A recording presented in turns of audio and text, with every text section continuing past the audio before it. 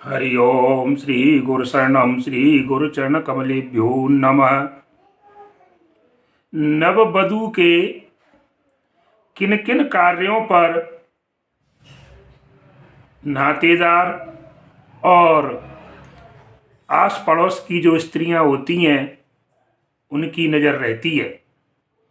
मेरा कहने का अर्थ है कि जब नववधू को देखने के लिए जैसे उसकी रिश्तेदारी सगाई की जाती है तो नववधू को जब लड़की को देखने के लिए और लड़के पक्ष के रिश्तेदार, लड़के के माता पिता और अन्य स्त्रियां साथ में जो आती हैं तो उनके लड़की के किन किन कार्यों पर, उनकी बातों पर नज़र रखती हैं, आज मैं इस बात को आपके सामने रख रहा हूँ। तो देखिए सज्जनों, ससुराल में जब लड़की जाए तो सबसे पहले लड़की को देखने आते हैं। उसके बाद उनके आचार विचार को देख करके सगाई संबंध पक्का हो जाता है। लेकिन उसको जाने के बाद में ससुराल में किन किन बातों पर ध्यान रखना चाहिए। जब वो नववधू ससुराल में पहुंचती है तो आस पड़ोस की स्त्रियां, रिश्तेदार जब मिलने आते हैं शादी के बाद में, जब घर पर दुल्हन को देखने के लिए, जैसे मुंह दिखाई की रस्म जिसे कहते हैं, तो उस समय उस नववधू को चाहिए कि मुझे किस प्रकार से जो है व्यवहार इन लोगों के साथ करना चाहिए। तो सज्जनों, सबसे मुख्य बात है कि जब ससुराल में लड़की जाए तो उसे बड़े शील स्वभाव से रहना चाहिए, क्योंकि जब नववधू को देखने के लिए न उसके नातेदार, लड़का पक्ष के जो नातेदार आएंगे वर पक्ष के, और उनके मकान के आसपास जिसे अपन पड़ोसी लोग कहते हैं, तो उस पड़ोस में उन स्त्रियों की बड़ी उत्सुकता रहती है कि चलो इनके घर में नई बहू आई है, चलो देखे आए।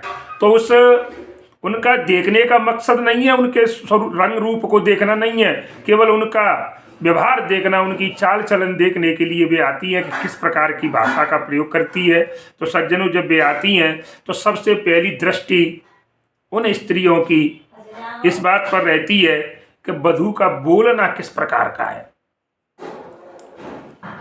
बोल चाल की भाषा कैसी है, संस्कार इसके माता पिता ने इसे कैसे दिए हैं, उसका उठना बैठना कैसा है, आंचल पर्दा कैसा करती है, लाज इसके अंदर कितनी है, चतुराई का काम किस प्रकार से करती है। तो सज्जनों, ये 4-5 बातें हैं, इनको सबसे पहले देखती हैं। पहले बताया मैंने वधू का बोलना, दूसरा बताया उठना बैठना, तीसरा बताया आंचल, चौथा लाज, पांचवी चतुराई। ये सब इसके अंदर किस प्रकार से मौजूद है, इनका प्रयोग कैसे करती है। तो जो आने वाली जो स्त्रियां हैं, रिश्तेदार हैं, इन बातों पर सबसे ज़्यादा नज़र रखती है। इसलिए मेरा नववधुओं से कहना है कि उनको चाहिए कि सबसे पहले जब वो ससुराल में पहुंचती है तो क्या करना चाहिए। सबसे पहले उठना चाहिए। सब घर के लोग, ससुराल वाले लोग जितने भी हैं, सबसे पहले उसे जाग जाना चाहिए और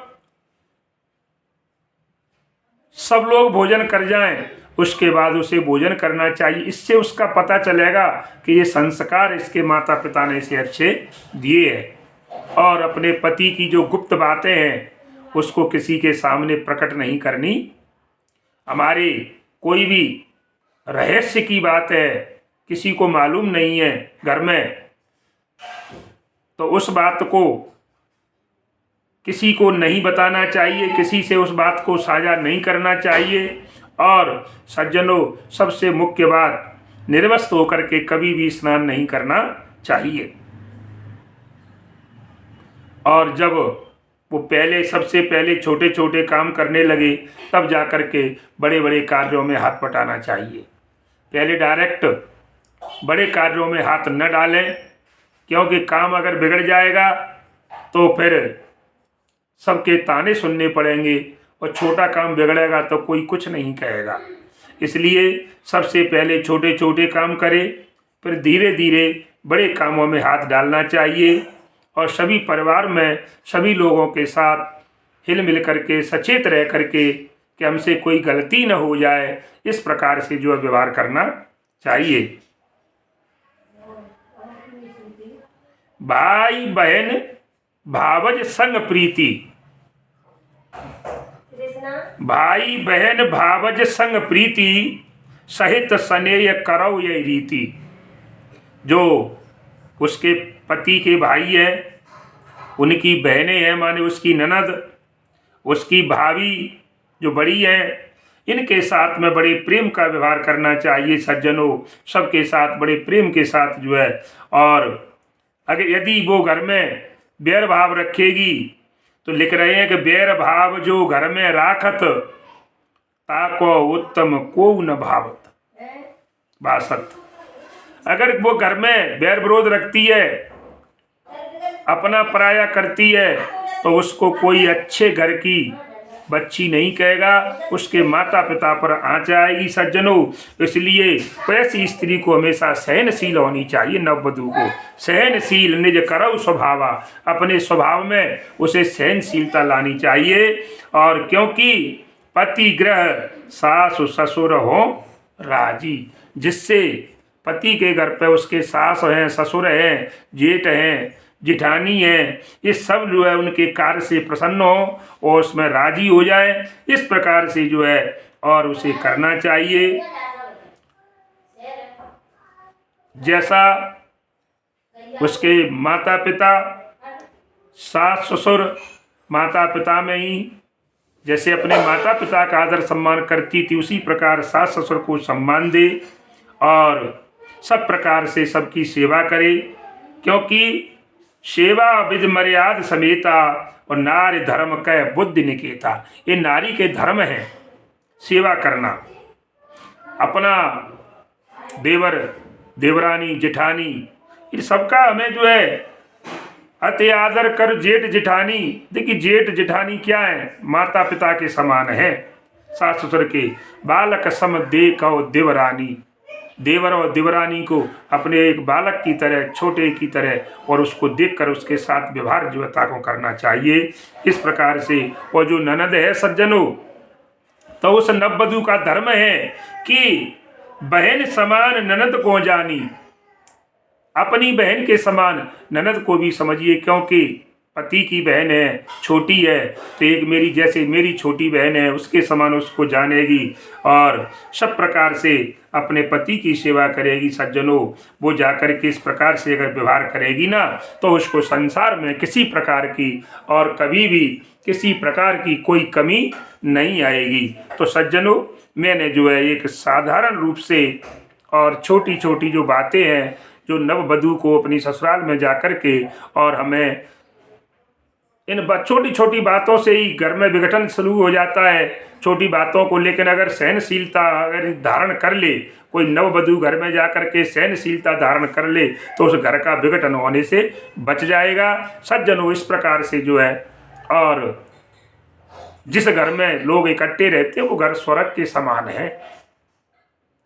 इसलिए सबको जो है साथ लेकर के, सबका साथ सबका विकास लेकर के करिए, सबका भला चाहिए।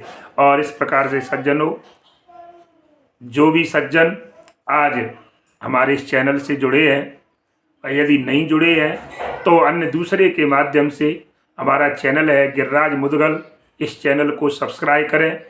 और जिनके पास पहले से ऑलरेडी सब्सक्राइब है, वो अन्य लोगों तक हमारे इस चैनल को जो है और इन कथाओं को जो है और अन्य लोगों तक जो है शेयर करें, लाइक करें, जिससे कि अन्य लोगों तक जो है सनातन धर्म का प्रचार प्रसार बढ़ता रहे। ये सनातन धर्म ही हमें जीवंत रखेगा, हमें हमारे कुल की मान मर्यादा, मान प्रतिष्ठा, देश की आन वान शान, जैसे ही अपने परिवार में माता पिता, बहन भाई सबके साथ हिल मिल करके अपने जीवन का निर्वाह करना चाहिए। और सज्जनों, इसी के साथ जय श्री राम, जय हनुमान।